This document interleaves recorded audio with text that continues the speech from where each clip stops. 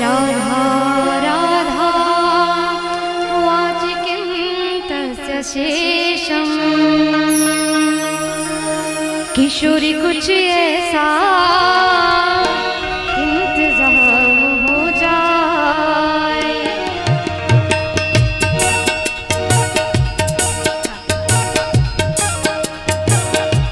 किशोरी कुछ ऐसा इंतजाम हो जाए।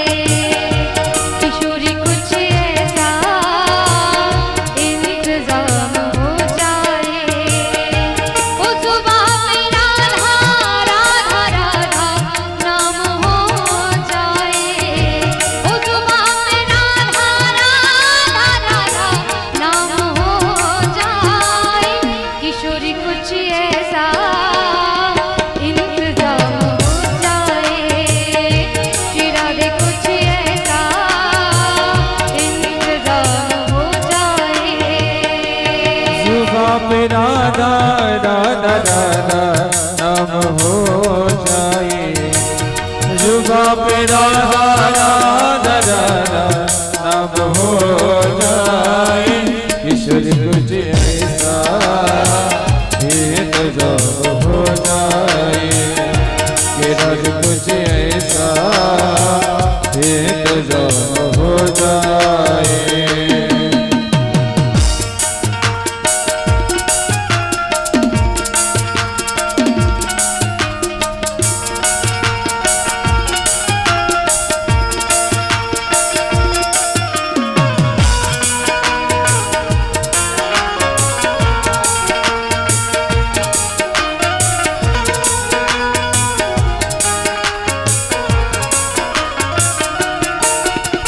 श्री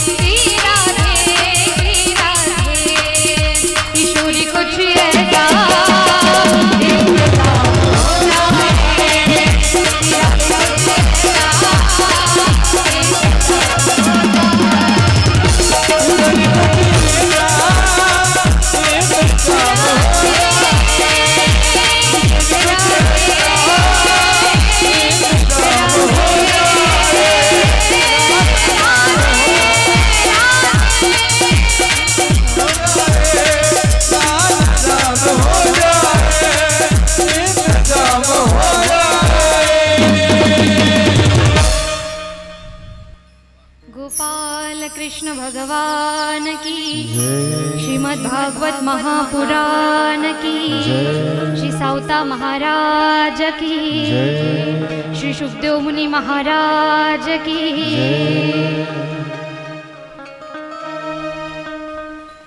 पाहता पाहता श्रीमद् भागवत महापुराण दिवस तिसरा सुद्धा आलेला आहे. 2 दिवसामध्ये सुंदर असा आपण श्रीमद् भागवत महापुराण याचा आनंद घेतलेला आहे. आणि आज सुद्धा आपल्याला बऱ्याचशा कथा आणि कथेमधून काय ग्रहण करता येते या सर्व गोष्टीचा आनंद सुद्धा घ्यायचा आहे. पण तत्पूर्वी मी कालच सांगितलं होतं की आधीच्या दिवशी ज्या कथा होतील त्या कथांचं पूर्ण चिंतन मनन घरी गेल्याच्या नंतर करायचं. आणि कोणकोणत्या कथा सांगितल्या या सर्व कथा तुम्ही इथं मला दुसऱ्या दिवशी येऊन सांगायच्या. आता मला सांगा, काल आपण कोणकोणत्या कथा पाहिल्या?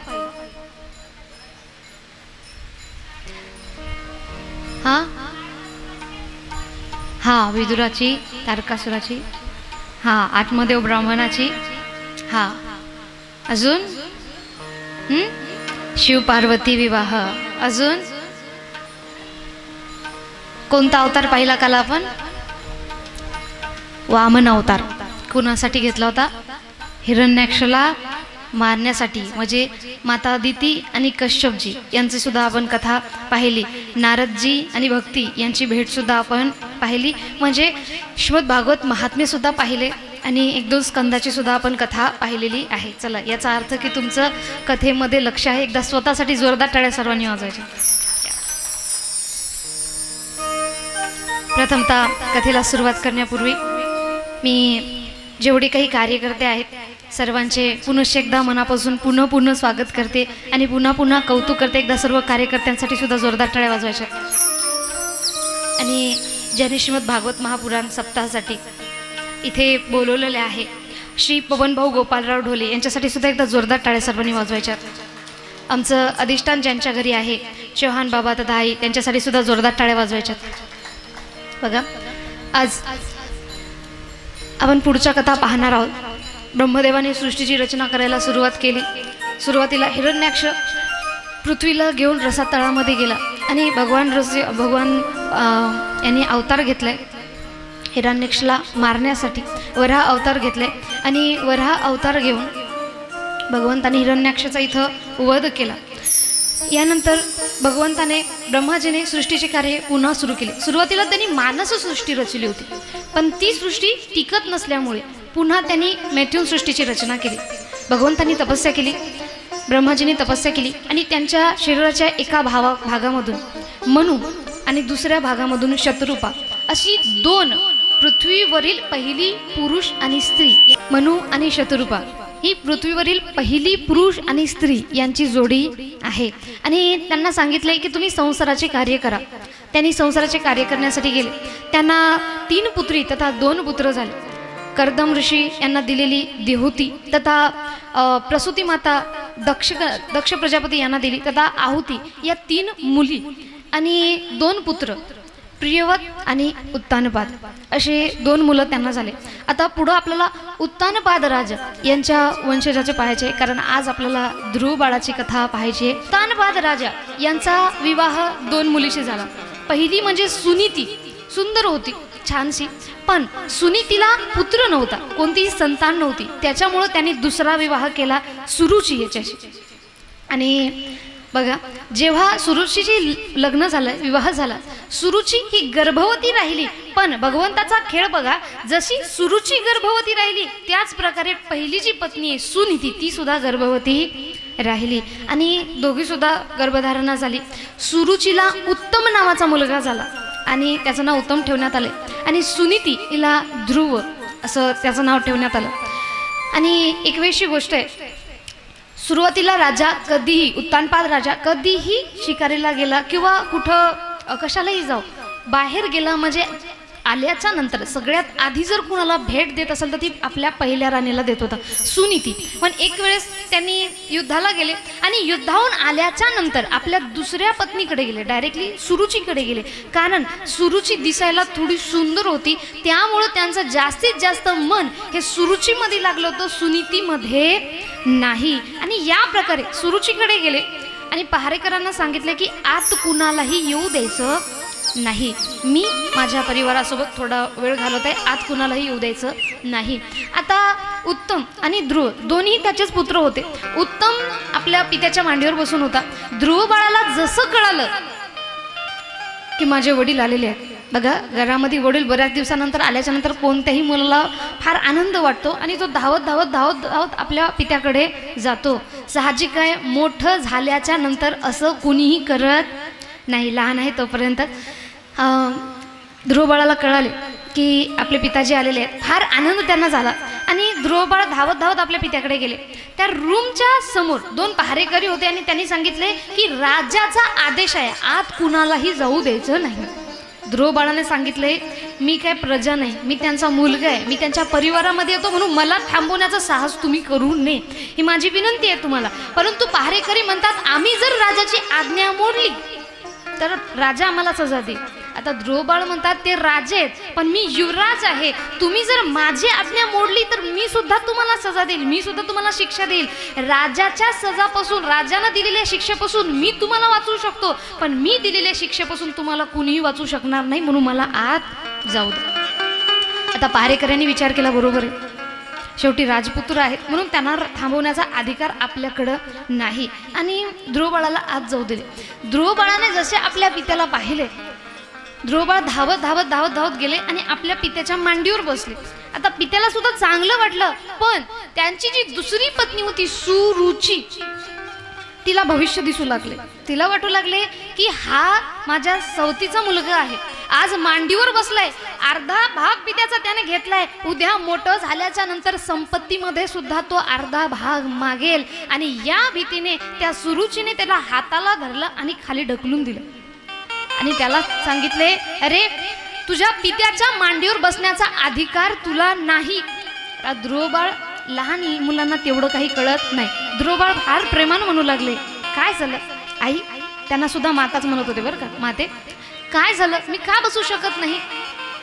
सुरुचीने विचार केला याला सांगण्यापेक्षा, याला भांडण करण्यापेक्षा चूक बिचाऱ्याची नाही. आणि सुरुची म्हणाली मला विचारण्यापेक्षा तुझ्या आईला जाऊन विचार की का तू बसू शकत नाही. आई, ध्रुव बाळ म्हणू लागला तुम्ही तर आईच आहात ना, मग तुम्ही सांगा. आईमध्ये तर अंतर नाही, जसं मी माझ्या आईवर प्रेम करतोय तसंच तुमच्यावर सुद्धा करतोय, जशी मी माझ्या आईचे आदर सन्मान करतोय तसंच तुमचा सुद्धा करतोय, म्हणून तुम्हीच मला उत्तर द्या.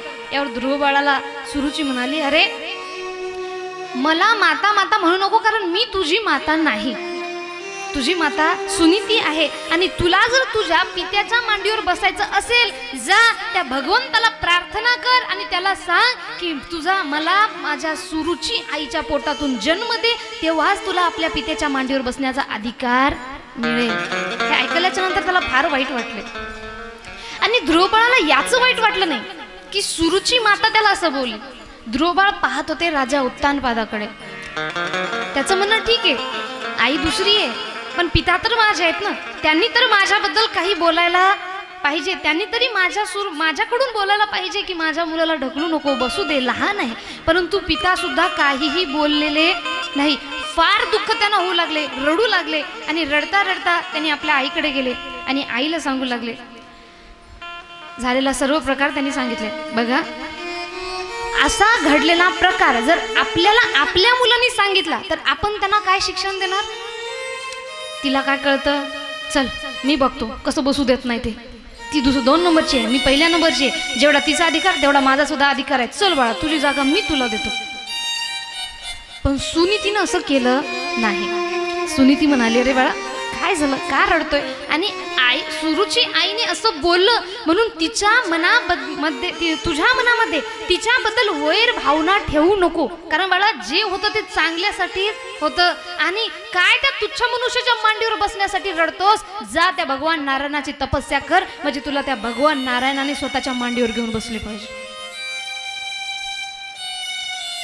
बघा लहान लेकराच्या समोर काही नवीन नाव घेतलं ना की त्यांनी विचारतात आतुरतेने की हे कोण आहेत. आधी सुरुची सुद्धा म्हटली होती की जा नारायणाची तपस्या कर आणि माझ्या पोटामधून जन्म दे अशी प्रार्थना कर. आणि आता सुनीती आईने सुद्धा पुन्हा नारायणाचं नाव घेतलं आणि बाळ विचारू लागलं आई हे नारायण भगवान कोण. आणि त्यांच्या मांडीवर बसण्यासाठी काय करावं लागतं, त्यांनी मला माझ्या पित्याच्या मांडीवर बसू देतील का, अशा प्रकारे बरेचसे प्रश्न त्यांनी विचारू लागले. आणि सुनीती सांगते, बाळा हो, त्यासाठी तपस्या करावं लागते, वनामध्ये जावं लागते, भगवंताची आराधना सुद्धा आपल्याला करावी लागते. बघा, यामुळे हे सगळं मनामध्ये घेतल्याच्या नंतर सुनीतीला वाटलं थोड्या वेळासाठी मी माझ्या बाळाचं सांत्वन करणार, आराम केल्याच्या नंतर लेकराचं मन आहे उद्या विसरून जाणार. परंतु ध्रुव बाळ विसरला नाही आणि तो वनामध्ये निघून गेला, रात्रीला वनामध्ये निघून गेला भगवंताच्या प्राप्तीसाठी. मला भगवंताची प्राप्ती झालीच पाहिजे याच्यासाठी निघून गेले. पण भक्तांची चिंता ही भगवंताला असते. ध्रुव बाळ लहान आहे आणि नारायण भगवंताच्या मांडीवर बसायचे आणि त्यांना प्रश्न विचारायचे, त्यांची तपस्या करायची, या उद्देशाने त्यांनी घर सोडले. आणि यामुळं भगवान नारायणांनी नारदजींना तिथे पाठवले आणि नारदजींना सांगितले, नारदजी जा, माझा छोटासा बालगोपाल भक्त माझ्या तपस्येसाठी पुढे जात आहे, म्हणून तुम्ही काय करा, त्याची मदत करा. बघा, भगवंतांनी डायरेक्ट जाऊन दर्शन देऊ शकत होते, परंतु त्यांनी तसं केलं नाही. त्यांनी म्हटले की नारदजी तुम्ही जा, सहायता करा. याच्यावरून आपल्याला कोणती गोष्ट लक्षात येते की आपल्या जीवनामध्ये जेव्हा संकट येतं, भगवंत स्वतः येऊन त्याला दूर करणार नाही, फक्त आपल्या सहाय्यतेसाठी कुणाला तरी पाठवतात. कारण आपल्या प्रारब्धाचे जे भोग आहेत ते आपल्यालाच भोगावे लागतात, हे कुणीही वाटून घेऊ शकत नाही. आणि असंही जर डायरेक्टली येऊन भगवंतानी ध्रुव बाळाला भेट दिली असती तर भगवंताबद्दल विशेष प्रेम ध्रुव बाळाला राहिलं नसतं. कारण मनुष्याकडे एक वाईट स्वभाव आहे, लवकर मिळालेली, बिना कष्टाने मिळालेली आणि फुकटात मिळालेली वस्तू असो, व्यक्ती असो, तो त्याला बिलकुल भाव देत नाही. तुम्ही आजही बघा ना, जी लोक आपल्याला जास्त इग्नोर करतात, जी लोक ॲटिट्यूड दाखवतात, त्याच व्यक्तीला बोलण्याची आपल्याकडं अपेक्षा असते. आणि जी लोक आपल्यावर प्रेम करतात, जी लोक नेहमी आपल्यासाठी अवेलेबल राहतात, आपण त्यांना कधीच वेळ देत नाही. म्हणून म्हणतात, जी लोक आपल्या एका फोन कॉलवर आपला फोन उचलून आपल्याशी बोलतात, आपल्यासाठी वेळ काढतात, त्या लोकांना कधीच सोडू नका. त्या लोकांसाठी नेहमी अवेलेबल माणसानं राहायला पाहिजे, पण बोलण्यामध्ये सुद्धा मर्यादा पाहिजे बरं का. काही जण गोड झाले म्हणजे एवढं बोलतात आणि समोरच्याला वाटते हा रिकामाच आहे, चला उठलं की लावला फोन. आमच्या बाबांचे एक मित्र होते. बाबांचा स्वभाव कसा आहे, कुणालाही चांगल्यानंच बोलायचे, कोणी अनोळखी असलं तरी त्याला चांगल्यानंच बोलायचे. फोन केला की ओळख त्यांना लागत नाही, छानपैकी बोलत राहतात. आणि समोरचा गोड गोड बोलायला म्हणजे आपल्याला सुद्धा ऐकण्याची इच्छा राहते. म्हणून म्हणतात की माणसानं एवढं कडूही होऊ नये की येता जाता लोक तिरस्कार करतील, आणि एवढं गोडही होऊ नये की खायला सुटतील. थोडंसं समभाव ठेवला पाहिजे. आमचे वडील त्यांना बोलत होते, आता मी त्यांचं नाव नाही सांगणार. आणि बोलता बोलता आता त्या व्यक्तीचा समज कसा झाला की हा व्यक्ती ठीक आहे, म्हणजे दोघांचं मित्रत्वाचं नातं होतं. आणि त्यांनी एका जॉबवर होते. जॉबवर असताना त्यांना झोप येत नव्हती, काही घरची प्रॉब्लेम असेल, झोप येत नव्हती, म्हणून सकाळ सायंकाळ रात्री 12-1 वाजेपर्यंत सारखा फोनच फोन. आता बाबा कंटाळून गेले, काय करावं काय करावं काय करावं.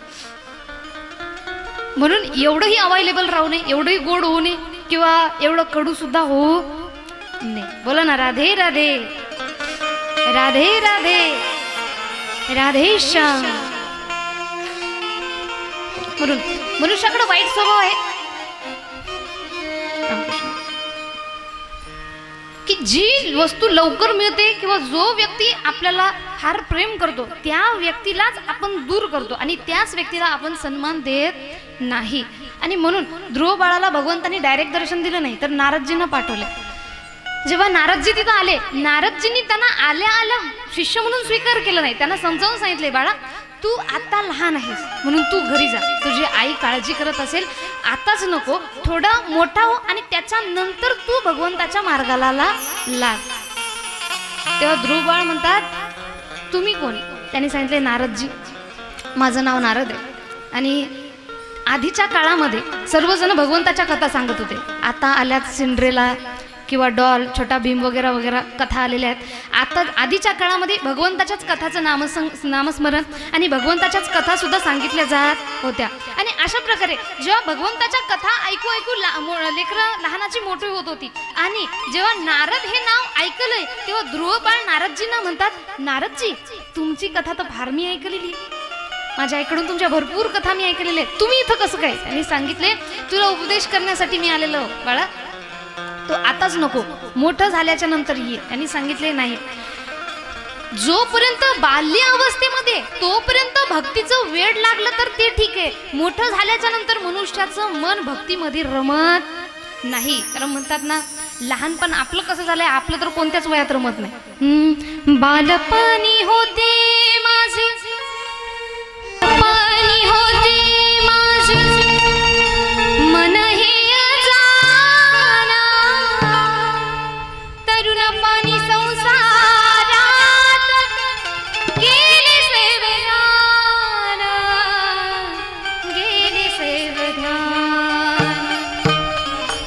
वृद्धपण येता आली, वृद्धपण येता आली, जागती महान, वृद्धपण येता आली, जागती महान. मिरे जाने मुक्ती ऐसे त्यावे भजदान, मिरे जाने मुक्ती ऐसे त्यावे भजदान. मागतो मी पांडुरंगा फक्त एक दान, मागतो मी पांडुरंगा फक्त एक दान. मिरे जाने मुक्ती ऐसे त्यावे भजदान, मिरे जाने मुक्ती ऐसे त्यावे भजदान. मागतो मी पांडुरंगा फक्त एक दान, मागतो मी पांडुरंगा फक्त एक दान. मिळे जाण मुक्ती ऐसे त्यावे भजदान, मिळे जाण मुक्ती ऐसे त्यावे भजदान, मिळे जाण मुक्ती ऐसे त्यावे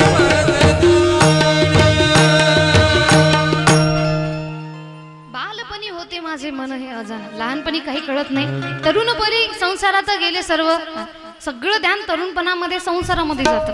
आणि जेव्हा मनुष्य म्हातारपणाला लागतो तेव्हा कळते, वृद्धपण येता आली जागती महान, तेव्हा मनुष्याला कळतंय की अरे अरे इथं माझं कुणीही नाही. आणि तेव्हा मनुष्य भक्ती मार्गाला लागतो.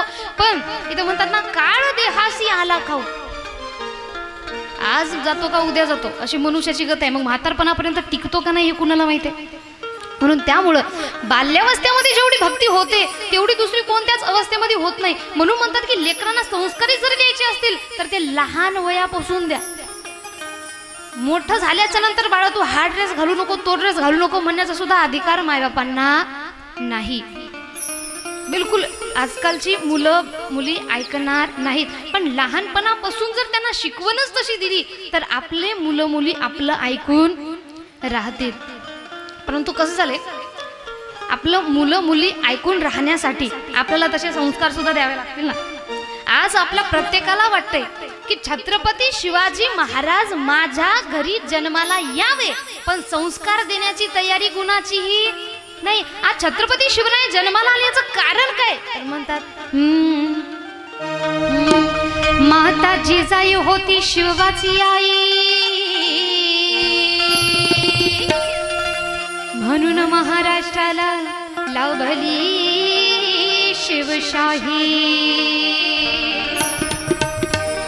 धन्य धन्य ती आई राष्ट्र पावन होई, तिची थोरवी थोराज महाराष्ट्र गाई. धन्य धन्य थोर आई शिवरायाची जिजाई, धन्य धन्य थोर आई शिवरायाची जिजाई, आज पूजी तो महाराष्ट्र सारा. मुजरा मानाचा मानाचा जिजाईला, मुजरा मानाचा मानाचा जिजाईला.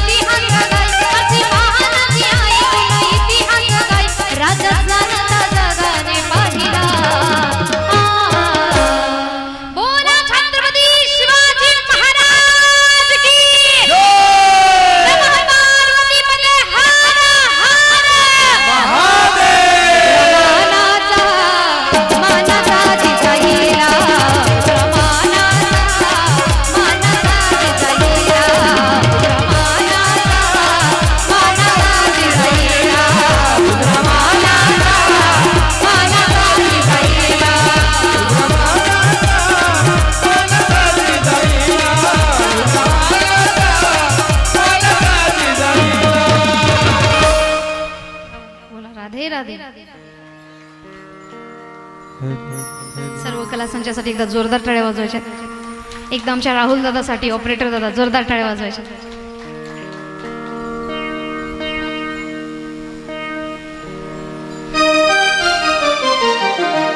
अशा प्रकारे छत्रपती शिवराय घडले याचं कारण काय? माता जिजाई होती शिवबाची आई आणि म्हणून महाराष्ट्राला लाभली शिवशाही. छत्रपती शिवराय लहानाचे मोठे होत असताना गीता, रामायण, महाभारत, भागवत या सर्व कथा ऐकू ऐकू मोठे झाले. आज आपली लेकरं टीव्ही आणि मोबाईल शिवाय दुसरं काहीच पाहून ऐकून मोठं होत नाहीत. मग छत्रपती शिवराय आपल्या घरामध्ये घडणार का? नाही, कारण आज आपल्या मास्या जिजाऊ कशामध्ये गुंतून पडलेले आहेत? So beautiful, so elegant, just looking like a wow. आणि रील्स बनवण्यामध्ये गुंतून पडलेले. छत्रपती शिवराय तरी कसे घडतील महाराज? मुलांची तरी याच्यामध्ये काय चूक? बघा, एक दृष्टांत तुम्हाला सांगते आणि त्याच्यावरून तुम्ही ठरवा की आज जे आपलं युवा वर्ग वाईट मार्गावर जात आहे याच्या मागं कारण माता पिता वर्ग आहे का त्या मुलींची चूक आहे? एक दृष्टांत सांगते, मन लावून ऐकायचं आणि त्याच्यावरून तुम्ही मला उत्तर द्यायचे की चूक कुणाची, माता पित्यांची का आई वडिलांची? कारण मी सुरुवातीला सांगितलं होतं की आपुलिया हिता जोवसे जागता धन्य माता पिता तयाची. मुलं आपल्या हिताविषयी जागृत असतील, दक्ष असतील तर याची सगळी धन्यता माता पित्यांना दिली. कारण तसे संस्कार, जसे संस्कार तशी मुलं बाळ. आणि म्हणून तर म्हणताना सुंदर एक कवी रचना केलेली आहे. काय? माझ्या जिजाऊची पुण्याई, माझ्या जिजाऊची पुण्याई कशी आली हो फळाला. तो बापाचा बाप, तो बापाचा बाप, वाघ शिवबा जन्मला. तो बापाचा बाप, वाघ शिवबा जन्मला. तो बापाचा बाप, वाघ शिवबा जन्मला.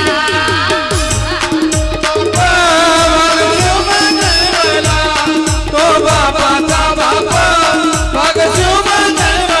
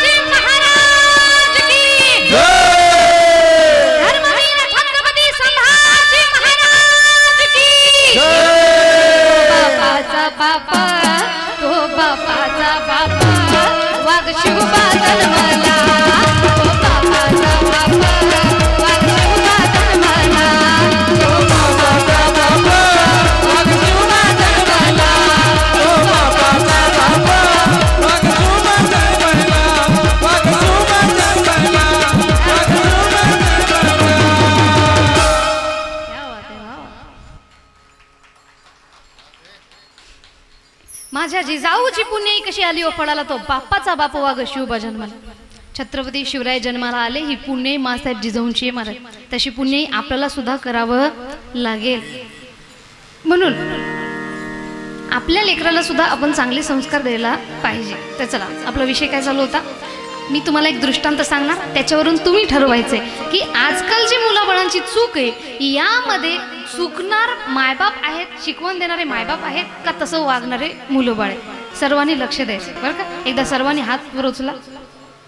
आवाज पूर्ण गावामध्ये गुंजला पाहिजे, असा मोठा आवाज निघला पाहिजे. आवाज मोठा बोला. राधे राधे राधे राधे राधे राधे राधे राधे राधे श्याम राधे श्याम.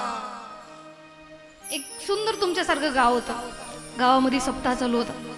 पहिल्या दिवशीचा जो कीर्तनकार आला त्याने सांगितले की गावामध्ये सप्ताह असताना संध्याकाळचं तरी कीर्तनाला तरी आपल्या मुलाबाळांना आपण आणायला पाहिजे. कारण एक गोष्ट नेहमी लक्षात ठेवा, आपल्या लेकरांना आपल्या धर्माचं शिकवण द्या, नाहीतर दुसरी लोक येऊन आपल्या लेकरांना त्यांच्या धर्माचं शिकवण देऊन त्यांच्या धर्मामध्ये घेऊन जातील. आणि बराचसा असा प्रकार आपल्या भागामध्ये सुद्धा घडताना आपण पाहिलेला आहे. खूप प्रमाण वाढलेलं आहे. म्हणून आपल्या लेकरांनी दुसऱ्या धर्माचं शिकवण घेण्यापेक्षा आपल्या लेकरांना आपण आपल्या धर्माचं शिकवण द्यायला पाहिजे. मला कोणत्याही धर्माला वाईट म्हणायचं नाही. सर्व धर्म आपल्या ठिकाणी ठीक आहे, पण आपल्या धर्माची शिकवण आपण आपल्या मुलांना देतोय का? नाही.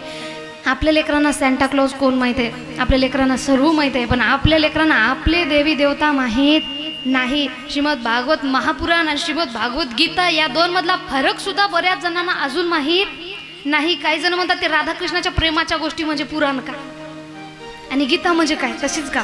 या दोन गोष्टी वेगळ्या आहे. महाभारतामध्ये श्री कृष्णांनी अर्जुनाला दिलेलं जे ज्ञान आहे, प्रश्न उत्तर जे त्यांना भगवद्गीता म्हटलं जातं. आणि श्रीमद भागवत महापुराण म्हणजे जे आपण आता 7 दिवसाचा सप्ताह करत आहोत त्याला श्रीमद भागवत महापुराण म्हणतात. आणि अर्जुनाला दिलेलं ज्ञान हे आहे श्रीमद भगवद्गीता. गीता आणि भागवत महापुराण दोन्ही गोष्टी वेगळ्या आहेत. पण आपल्या लेकरांना या सुद्धा गोष्टी माहीत नाहीत का? कारण ज्यांनी शिकवायला पाहिजे त्यांनी शिकवलेल्या नाहीत. म्हणून आपल्या लेकरांना आपण आपल्या धर्माबद्दल जागृत ठेवायला पाहिजे आणि आपल्या धर्माची शिकवण सुद्धा त्यांना द्यायला पाहिजे. हे त्या कीर्तनकारांनी पहिल्या दिवशी सांगितलं. आता बघा, ऐकणारे खूप जण असतात पण मनावर प्रत्येक जण घेत नाही. तर बोलताना विखो येतोय का?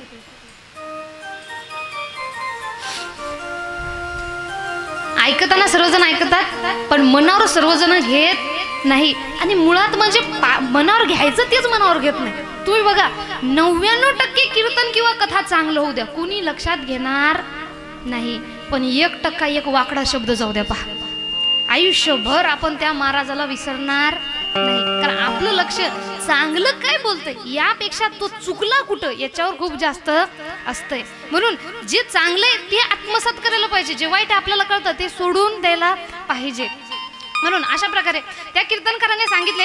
एका महिलेनं मनावर घेतलं आणि ती म्हणू लागली 7 दिवसाचा सप्ताह आहे. आपल्या जवळचं लग्न असल्यानंतर मी माझ्या जवळच्या लग्नामध्ये मुलाबाळांना घेऊन जातो तेव्हा त्यांची शाळा बुडत नाही का?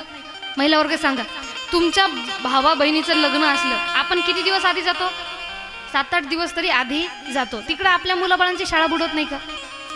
होते ना. पण तिथं आपण ऍडजस्टमेंट करतोय. पण कथा पुराण म्हटलं की नको वाटते. मी असं कधीच म्हणत नाही की तुम्ही तुमच्या लेकरांना शिकवून देऊ नका.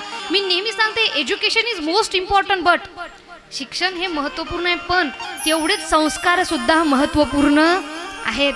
आज जी लेकरं आपल्या मुलाबाळांना चांगलं शिकवतात, बाहेर देशामध्ये पाठवतात, अमेरिका, ऑस्ट्रेलिया, पाहिजे त्या देशामध्ये पाठवतात, पण अंत्यकाळामध्ये बाकीच्या 4 लोकांच्या खांद्यावर जातात. कारण त्यांच्या मुलाबाळांचं त्यांच्या अंत्यसंस्काराला सुद्धा येणं होत नाही. काय करता अशा माणसाचं समाधानाचं जीवन कधी माहिती आहे का? आपला मुलगा मोठ्या पदावर असल्यावर, जास्त पैसा असल्यावर अजिबात नाही. माणूस समाधानी तेव्हाच असतो जेव्हा तो डॉक्टर, वकील, पोलीस या सर्व झंझटीपासून दूर सायंकाळचं जेवण आपल्या मुलाबाळांसोबत आनंदाने हसून करतो. त्याच्या एवढा समाधानी व्यक्ती या जगात नाही. मी कित्येक असे श्रीमंत लोक पाहिलेत, त्या सर्वांची एक प्रॉब्लेम आहे. त्यांनी म्हणतात ताई सगळं सुख आहे, संतानही आहे, पण जवळ राहत नाही. एवढं मोठं घर त्याच्यामध्ये आम्ही का? माझा मुलगा या पदावर आहे, माझी सुनबाई त्या पदावर आहे, माझा नातू या पदावर आहे, पण जवळ कुणीही नाही, शेवटी अजिबात नाही. मग अशा पैशाचं, अशा संपत्तीचं करायचं तरी काय जे आपल्याला आपल्या लोकांपासून दूर करते.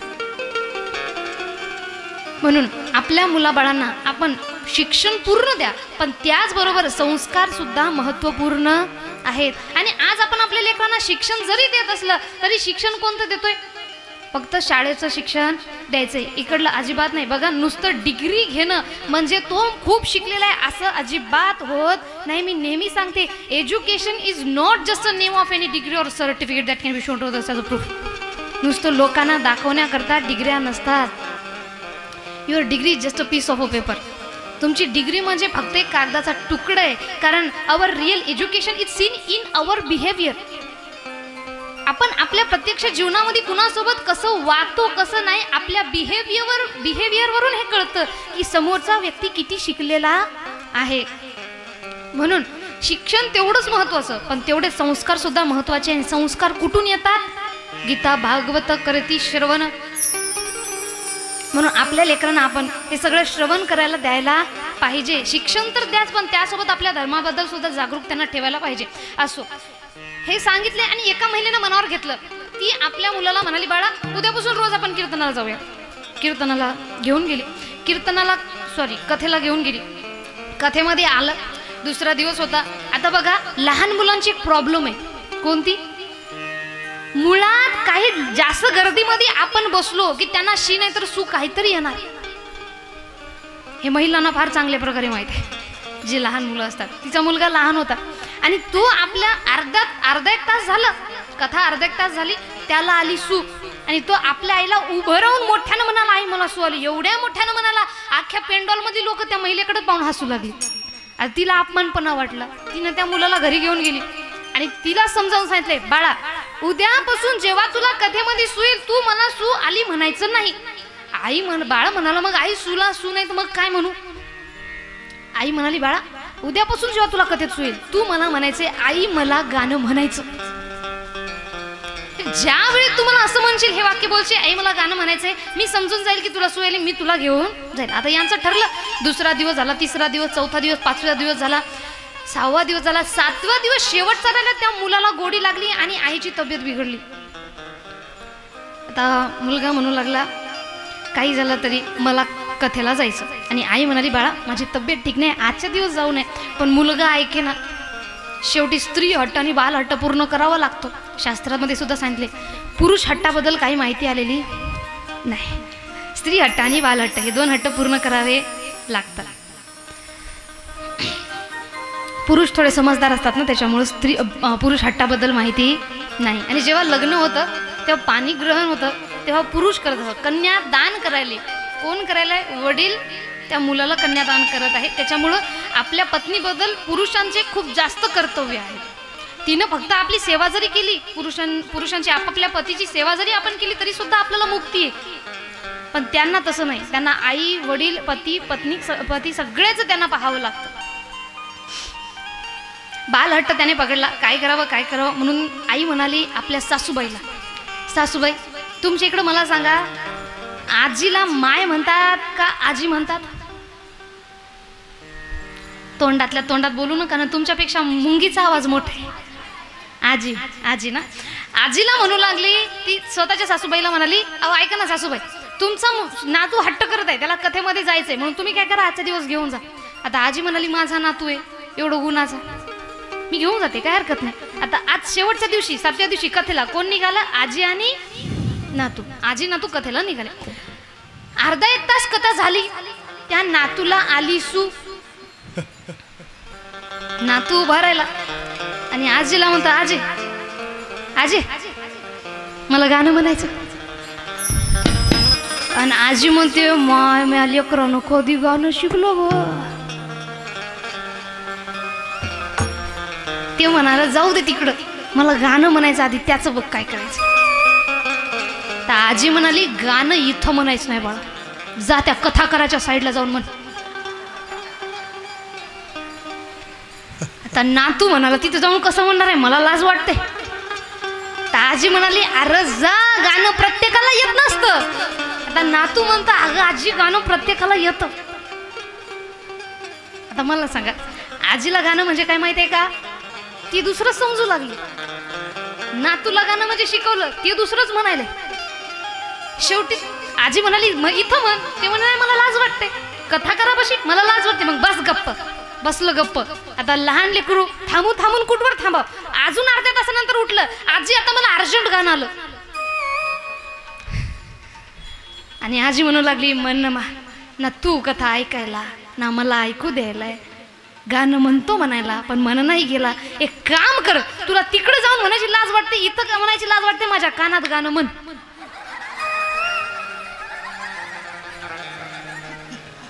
नातू म्हणाला मी म्हणल पण त्याच्यानंतर तू मला हाणू नको. ते म्हणे एवढं चांगलं काम करायला मी तुला कशाला हाणत, तू म्हण. हे म्हणाल बघ बरं आजी. आजी म्हणाल तू म्हण. आजी बघ बरं तू म्हण. त्यानं म्हणलं कानात गाणं. कानात गाणं म्हणलं म्हणजे त्यानं काय केलंय? आता विनोदाचा भाग संपला. सिद्धांत लक्षात घ्या.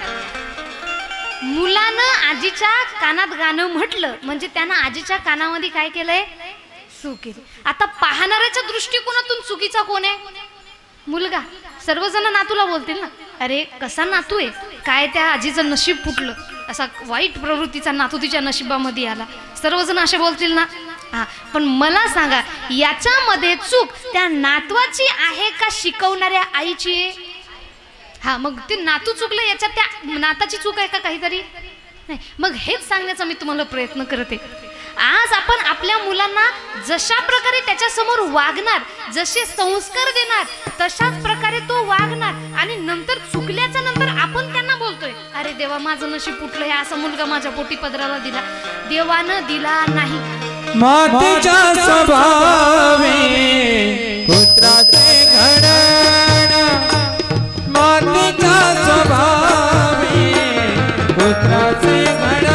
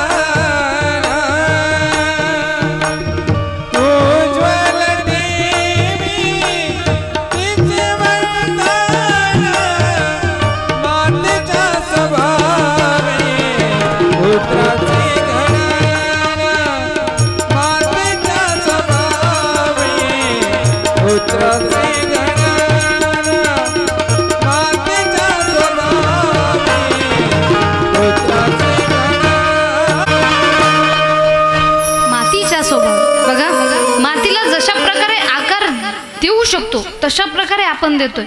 आणि अशाच प्रकारे जसा मुलगा आपल्याला घडवायचा आहे तसा आपण घडवू शकतो. फक्त तसे संस्कार आपल्याला द्यावे लागतात.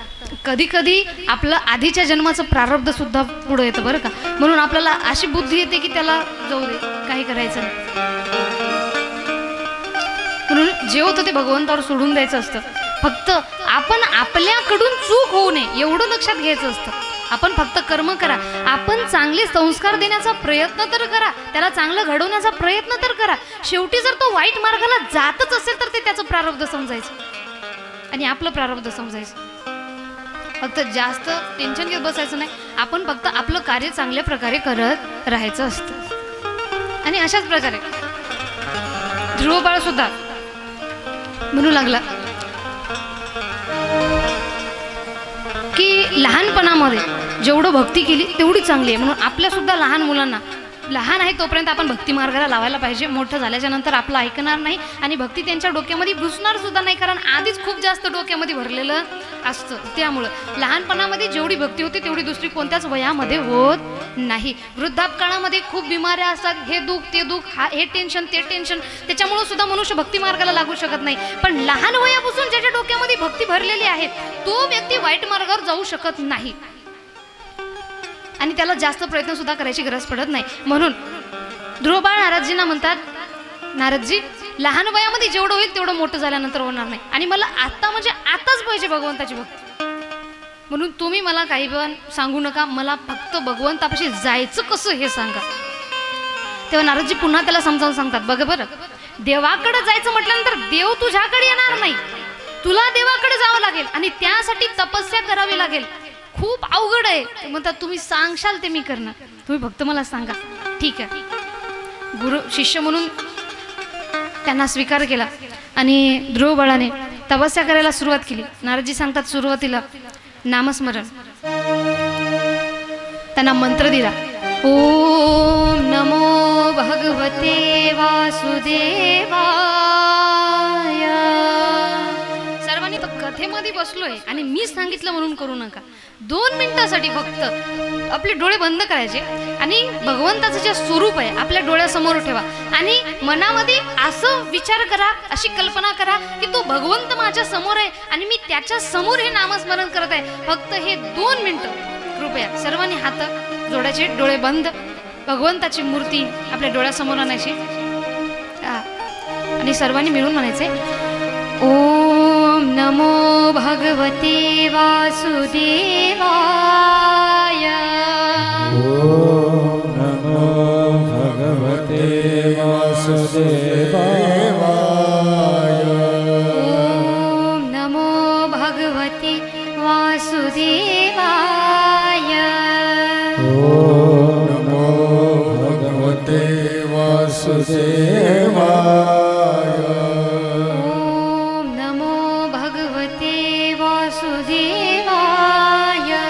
ओम नमो भगवते वासुदेवाय. ओम नमो भगवते वासुदेवाय. ओम नमो भगवते वासुदेवाय. आणि सांगितले की हा मंत्र घेऊन तुम्ही भगवंताचं ध्यान करा. बघा, जीवनामध्ये गुरु फार महत्वाचे. गुरुशिवाय आपण भगवंताची प्राप्ती करू शकत नाही. पण इथं अजून एक पण आलाय, कोणता, की गुरु सुद्धा त्या टाईपचा पाहिजे. आजकाल कसं झालंय, आपण गुरु म्हणजे कोण, भगवंत म्हणजे ते ध्येय आहे जिथं आपल्याला जायचंय आणि गुरु म्हणजे रस्ता आहेत ज्या रस्त्यावर चालून आपण त्या ध्येयापर्यंत पोहोचू शकतो. पण एखादा जर गुरु आपल्याला रस्त्यातच अटकून ठेवत असेल तर आपण भगवंतापर्यंत कधीच पोहोचणार नाही. नारदजी इथं म्हणू शकत होते की देवाचं कशाला, माझं ध्यान करा ना, मी देवर्षी, भगवंताशी माझी गाठ भेट आहे म्हणून माझं ध्यान करा. पण देवर्षी नारदांनी माझं ध्यान करा म्हटलेलं नाही. देवर्षी नारदांनी त्यांना मंत्र दिला आणि सांगितले तुम्ही त्यांचं ध्यान करा. म्हणून मी तुम्हाला नेहमी सांगते, माझ्या येऊन पाया पडण्यापेक्षा त्या श्रीकृष्णाच्या पाया पडा, त्या भगवंताच्या पाया पडा. आपली लोक एवढी भोळी आहेत महाराज, फार लवकर श्रद्धा जेवढी लक्षात येत नाही ना तेवढ्या लवकर अंधश्रद्धेमध्ये लोक फसतात. 1-2 ठिकाणी मी कीर्तनाला गेली. कीर्तनाचे जे यजमान असतात, आता ज्या ठिकाणी मी कीर्तनाला गेली त्या जोडप्याला जवळपास 9-10 वर्ष मुलबाळ नव्हतं आणि मी कीर्तनाला गेल्याच्या नंतर त्यांना मुलबाळ झालं. त्यांनी पुढच्या वर्षी मला दुसऱ्यानं सांगितले आणि आता त्यांना मुलगी सुद्धा झालेली आहे आणि त्यांनी म्हटले ताई तुमच्यामुळं मला मुलगा झाला, मुलगी झाली, त्याच्यामुळं पुढच्या वर्षी आम्ही नेहमी तुम्हाला सांगूया. मी म्हटलंय बघा, तुम्ही मला सांगताय कीर्तनाला हा विषय ठीक आहे, पण ती मुलगी माझ्यामुळं झाली हा विषय चुकीचा आहे. हा, मी एवढं मानू शकते की निमित्त मी आहे. होऊ शकतं की योग तुमचे त्याच वेळेस आले असतील ज्या दिवशी मी तुमच्या घरी आली, पण यामध्ये माझा काही हात नाही. म्हणून माझ्या पाया पडून मला देव मानू नका.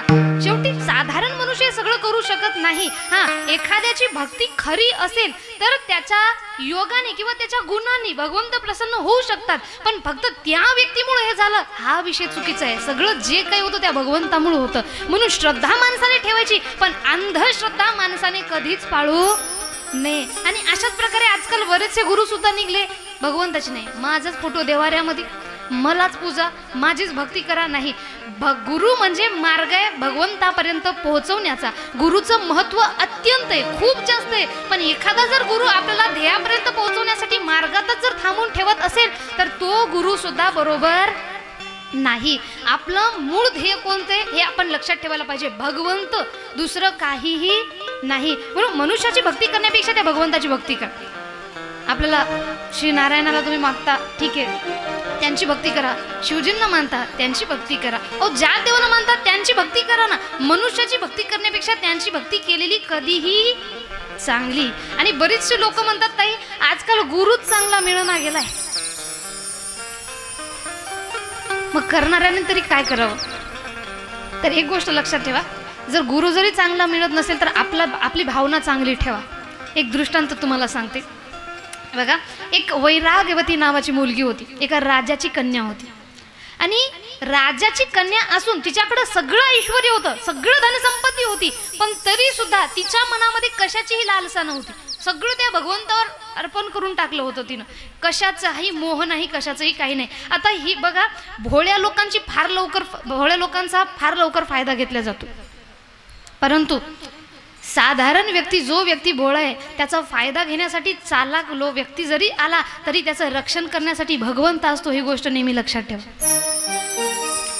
साधारण आणि भोळ्या भाळ्या लोकांसोबत केलेला छळ हा आपल्या विनाशाचे सगळे द्वार उघडून टाकतोय. म्हणून कधीच साधारण व्यक्ती आहे, तो भोळा आहे, त्याच्याशी कधीच त्याला फसवायचं नसतं. आणि त्या वैराग्यवती नावाच्या मुलीचा जो सगळीकडे ख्याती पसरली, एका चोराला ही गोष्ट लक्षात आली आणि तो चोर त्या वैराग्यवतीकडे गेला आणि तिला सांगितलंय, साधूचा वेश धारण केला, बाह्य रंगाने साधू, अंतरंगानं नाही, बाह्य रंगाने साधूचा वेश धारण केला आणि त्या वैराग्यवतीकडे गेला. वैराग्यवतीकडे गेल्याच्या नंतर तिला सांगितलं, मी फार महान साधू आहे, पण मी तुला गुरुदीक्षा देऊ शकतो, पण एकांतामध्ये. असं देणार नाही. एक कुटिया बनव, त्या कुटियामध्ये तू राहा. तिने कुटिया बनवली, त्या कुटियामध्ये राहू लागली आणि तिने सांगितलंय की तुला जर वैराग्य प्राप्त करायचं असेल आणि तुला जर माझी प्राप्ती, भगवंताची प्राप्ती करायची असेल, ते काम कर. काय? तुझं जेवढं काही तुझी संपत्ती आहे, तुझ्या गळ्यात असलेलं सगळं सोन्याचं दागिने, जेवढे रत्न आहे सगळं काढ, एका पोटलीमध्ये बांध आणि हे सगळं घेऊन माझ्यासोबत वनात चल. ते म्हटले, गुरुजी हे कशासाठी? ती फार भोळी होती. ते म्हटले, हे याच्यासाठी की हे जे रत्न याच्यामध्ये ज्यांचं मन रमलेलं नाही, मन रमलेलं असतं ना, हे आपण जाऊन नदीमध्ये वनामध्ये फेकून देऊया, तेव्हा तू माझी शिष्य बनायच्या लायक होशील. ती म्हणाली, ठीक आहे, काही हरकत नाही, मला भगवंताची प्राप्ती होईल, माझ्या गुरुनं सांगितले. म्हणून घेतली पोटली, सगळंच रत्न वगैरे टाकले, निघाली गुरुसोबत. वडिलांना सांगितले, माझ्या मागं कुणी यायचं नाही, मी तुम्हाला निरोप पाठवत राहील. आता त्या चोराने, तो गुरु मुळात चोर होता, त्या चोराने त्या वैराग्यवतीला वनामध्ये नेलं, एका झाडाला तिला बांधलं आणि तो म्हणाला की हे बंधन आहे, गुरुबंधन आहे. जशी लक्ष्मणजीने लक्ष्मण रेखा मारली होती तसं हे मी गुरुबंधनात बांधलेलं आहे, दोरीनं बांधलेलं नाही, हे गुरुबंधन आहे. आणि जोपर्यंत मी याला सोडणार नाही तोपर्यंत याला हात कुणाला लावू द्यायचा नाही. तू इथंच थांब, मी हे पोटली घेतो आणि नदीमध्ये स्वाहा करून येतो. गेला, कशाचा वापस यायचा? घेतलं ना सगळं सामान, गेला निघून पुन्हा चोऱ्या करण्यास. आता ती म्हणाली, गुरुजी इथं काय करू? तर त्यांना मंत्र दिला होता, ओम नमो भगवते वासुदेवाय. मंत्राचा तन मन धनानं जाप कर. जाता जाता फक्त एक गोष्ट चांगला करून गेला, तिला मंत्र दिले. तिने बांधून असून सुद्धा आता यामध्ये एक फायदा असा झाला की तिला अन्न नाही, पाणी नाही, पूर्ण अखंड तिचा उपवास आणि मुखातून भगवंताचं नाम. एवढं भगवंताचं नाम झालंय. 1 दिवस झाला, 2 दिवस झाला, 3 दिवस झाले, 4 दिवस झाले, 5 दिवस झाले, काही खाल्लं नाही. वडिलांना जेव्हा तिच्या कळालं, राजा तिथं सर्व साहित्य घेऊन आलाय, सर्व सैन्य घेऊन आला आणि सांगितलंय, मुली तो चोर आहे ज्याने तुला इथं बांधलेलं आहे, त्याचा आम्ही पूर्ण पत्ता काढलेला आहे, सोडतो मी तुला, सोडतो आणि तू घरी चल. त्याने सांगितलं, नाही बाबा, माझ्या गुरुनं सांगितले की हे काय आहे, गुरुबंधन आहे, याला गुरुशिवाय कोणी हात लावणार नाही. मी तुम्हाला हात जोडून विनंती करतो, तुम्ही जा. वडील गेले, मुलीचा मान ठेवला, वडील गेले, तिचं पुन्हा भगवंताचं नामस्मरण सुरू झालं. ओम नमो भगवते वासुदेवाय, ओम नमो भगवते वासुदेवाय. एवढं नामस्मरण झालं की साक्षात भगवंताचं सुद्धा आसन डोलू लागलं, एवढी भक्ती तिची झाली. भगवंतानी नारदजींना पाठवले तिच्याकडे समजावून सांगण्यासाठी. नारदजी तिथं आले आणि नारदजी म्हणतात, मुली हे गुरुबंधन नाही, जो मुलगा तो चोर होता आणि त्यानं तुला बांधले, थांब मी तुला बद्ध मोकळं करतोय, मी तुला याच्यातून मुक्त करतोय. ते म्हटले नाही नारदजी, ते काहीही असले तरी सुद्धा तुम्ही मला यातून मुक्त करणार नाही, मुक्त तर फक्त माझे गुरुच करतील. ते म्हटले तो कशाचा गुरु, खोटा आहे ना. ते म्हटले ते जरी खोटे असले तरी माझी भावना त्यांच्यावर खरी आहे ना, मी तर मनातून भगवंताची भक्ती करतोय ना, म्हणून मला मुक्त करतील तर फक्त तेच. तिनं भगवंताच्या नामाचा जाप केलाय. शेवटी नारदजी म्हणतात, मी किती वेळचं समजावून सांगते, तो खोटा आहे, तो खोटा, याच्यानं तुझा काही फायदा होणार नाही. वैराग्यवती म्हणते, नारदजी यापेक्षा अजून कोणता मोठा फायदा व्हायचा राहिला की मला तपस्येला बसून फक्त 5 दिवस झाले, 5व्या दिवशी तुमच्यासारख्या संताचे दर्शन मला झाले. नारदजींची बोलती बंद झाली. तिला नमन केले आणि निघून गेले. भगवंत म्हणाले, काही करा, आधी त्यांना शोधा. भगवंताकडे सांगितले की नाही, तुम्ही जाऊन दर्शन द्या, तेव्हाच ते त्यातून निघू शकते. भगवंत साक्षात तिथं प्रकट झाले. बोला गोपाल कृष्ण भगवान की. आणि वैराग्यवतीला सांगू लागले, तो चोर आहे, त्याच्या मागे लागू नको, मी तुला मुक्त करतो. अखिल ब्रह्मांड नायक मी आहे, या सगळ्या विश्वाचा स्वामी मी आहे, म्हणून मी तुला याच्यातून मुक्त करणार, या बंधनातून. त्यांनी सांगितले नाही, मुक्त तर गुरुच करतील. अरे तो खोटे, काही फायदा होणार नाही. त्यांनी पुन्हा तेच वाक्य बोलला, हो भगवंता यापेक्षा अजून कोणता मोठा फायदा व्हायचा राहिला, अखिल ब्रह्मांड नायक माझ्या समोर माझ्या दारात उभे. आता मोकळी तिने मुक्त केल्याशिवाय सगळ्या तिन्ही लोकांमध्ये सुद्धा हाहाकार वाजलाय. काय करायचे? नारदजींना त्यांनी सांगितले, जा लवकर गुरुला शोधून आणा. तर नारदजी म्हटले, कुठं शोधू? अहो कुठं तरी चोऱ्याच करत असेल बघा. आणि खरंच चोऱ्या करत होता. नारदजी त्या चोराकडे गेले आणि तिथे जाऊन म्हणू लागले, नारायण नारायण. चला गुरुदेव, भगवंतानी बोलवलंय. ते म्हटले, भगवंतानी मला? हो, कशासाठी? त्या शिष्याला बांधून ठेवलंय ना. भगवंत गेले तरी सुद्धा मुक्त होत नाही. कोणत्या बंधनात बांधलंय ते मुक्त करा, जा. आता त्यांना भीती वाटू लागली. त्याने चोरीचा माल तेव्हाच तिथं फेकला आणि गेले. भीत भीत भीत भीत त्या बंधनातून मुक्त केले. जसे भगवंताने, जसे त्या गुरुने बंधनातून मुक्त केले, वैराग्यवतीनं कुणाच्या पाया पडल्या? गुरु गोविंद दो खडे का केला गोपाळ.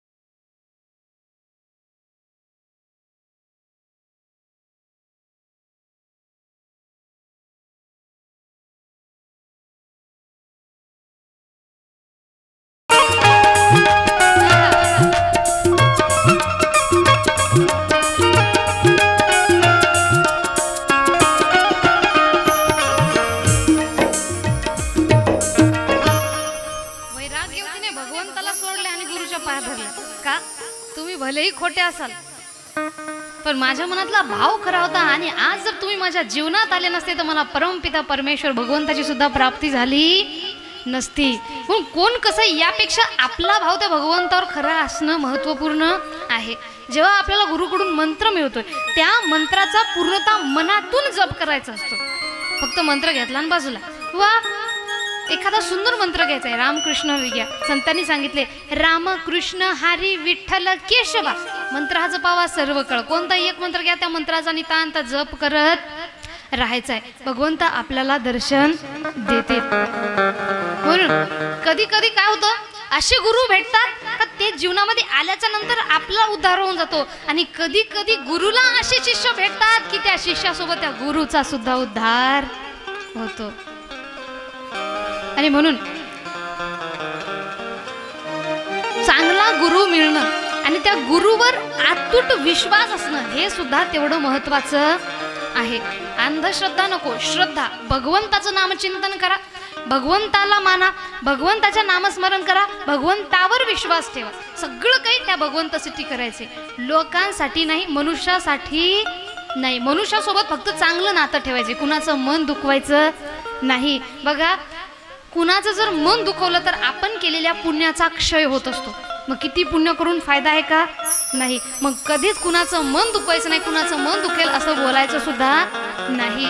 तेव्हा सुंदर असे गुरु नारदजी यांच्या रूपामध्ये ध्रुव बाळाला भेटले आणि ध्रुव बाळाने नारदजींना प्रणाम केला आणि तपस्या करायला लागले. ओम नमो भगवते वासुदेवाय, ओम नमो भगवते वासुदेवाय.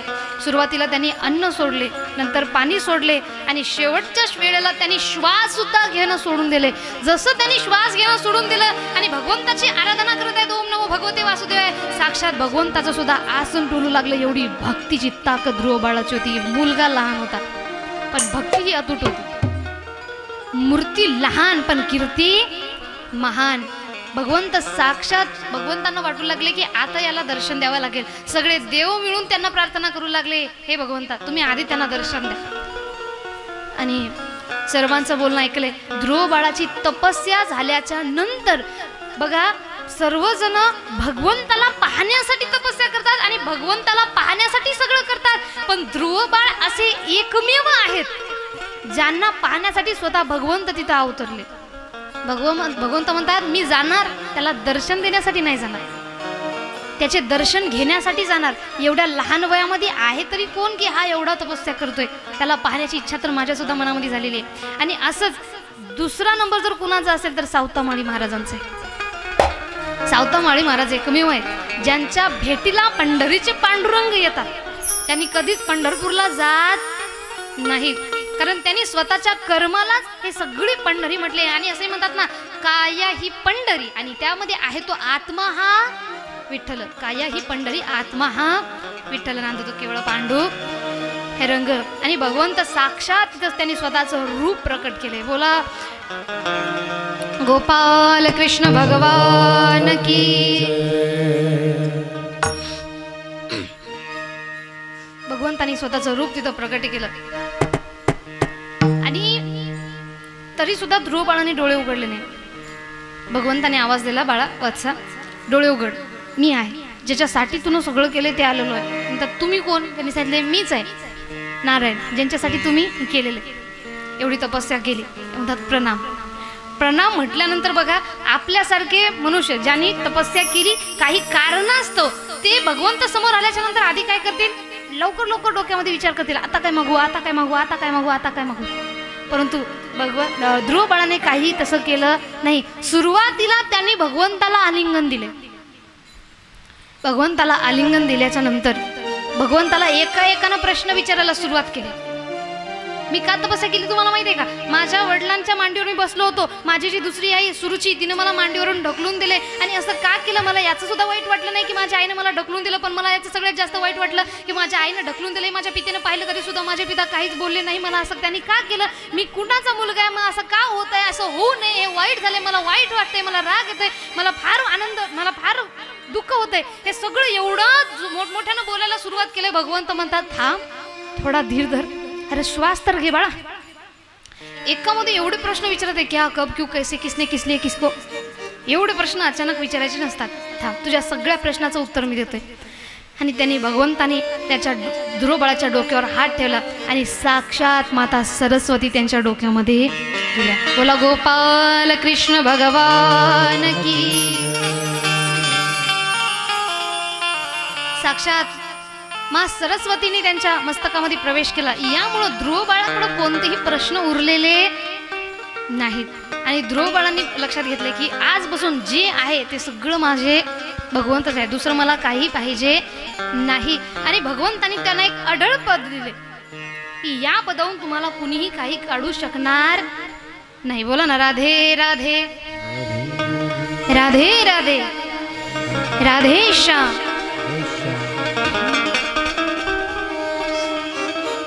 आणि बघा, जीवनामध्ये आपण सुद्धा असंच वाजायला पाहिजे. कोणाला काय वाटतं हे महत्त्वपूर्ण नाही, कोण काय विचार करतं हे महत्त्वपूर्ण नाही, फक्त त्या भगवंताशी एकरूप व्हायचंय आणि त्या भगवंतासाठी जे काही करायचं ते करायचंय, फक्त त्याला वाईट वाटू नये. म्हणून तर सुंदर असं वर्णन एका गीतामध्ये येतं. त्यांनी म्हणतात,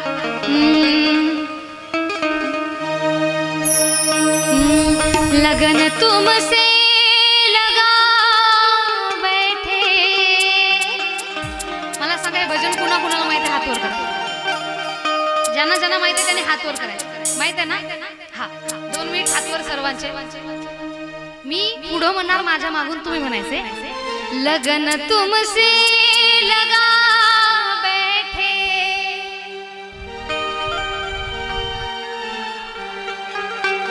पुढचं म्हणायचा, लगन तुमसे लगा बैठे.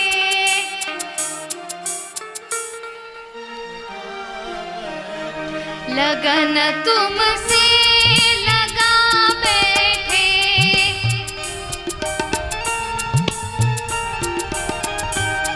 जो होगा देखा जाएगा. लगन तुमसे लगा बैठे. जो होगा देखा जाएगा. लगन तुमसे लगा बैठे, जो होगा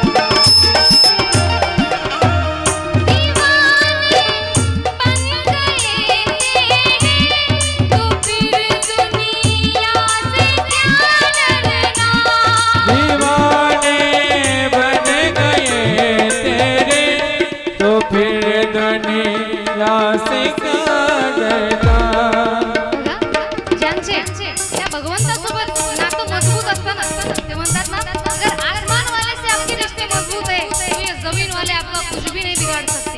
म्हणून जर पागलपंती कुणाच्या प्रेमात करायची असेल तर त्या भगवंताच्या करायची.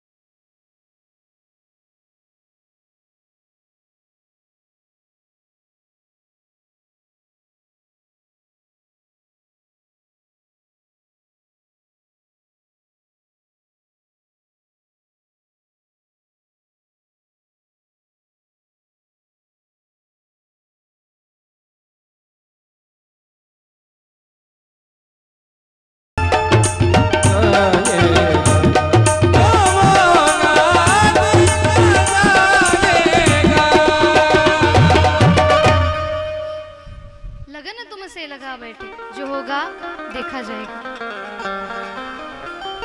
त्या भगवंताशी नातं जोडल्याच्या नंतर ते म्हणतात ना, भगवंताशी आपले नाते चांगले असेल तर खालची लोक आपलं कुणी सगळ्यांनी ताकद जरी एकवटून आले तरी सुद्धा आपलं कुणीच काही बिघडू शकत नाही.